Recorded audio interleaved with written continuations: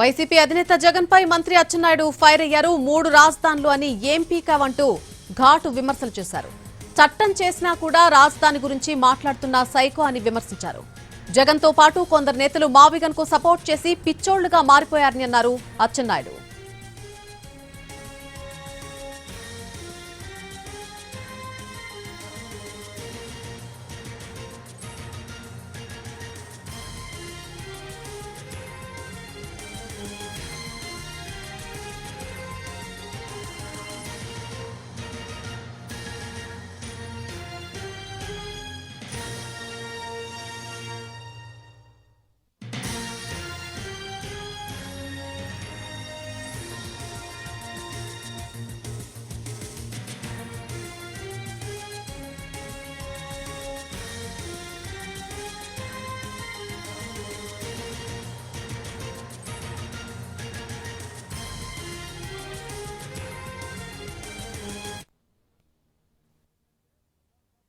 రాజ్యాంగం ప్రకారం పుట్టింది.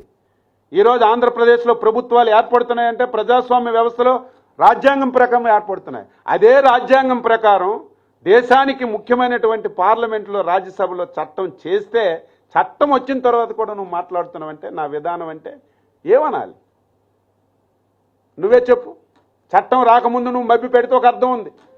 సాక్షాత్తు భారత పార్లమెంటే చట్టం చేసి ఒక గజెట్ కూడా రిలీజ్ చేసిన తర్వాత కూడా నువ్వు మాట్లాడుతున్నావంటే నీ సైకో.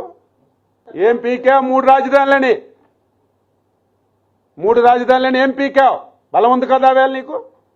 151 సీట్లు ఉన్నాయి కదా, 22 పార్లమెంట్ సభ్యులు గెలిచారు కదా. ఆ రోజు కూడా చీటికి మాటికి కేంద్రంలో ఉన్నటువంటి ప్రభుత్వానికి మోకరిల్లేవు కదా. ఆ రోజు ఎందుకు చేయించుకోలేకపోయావు?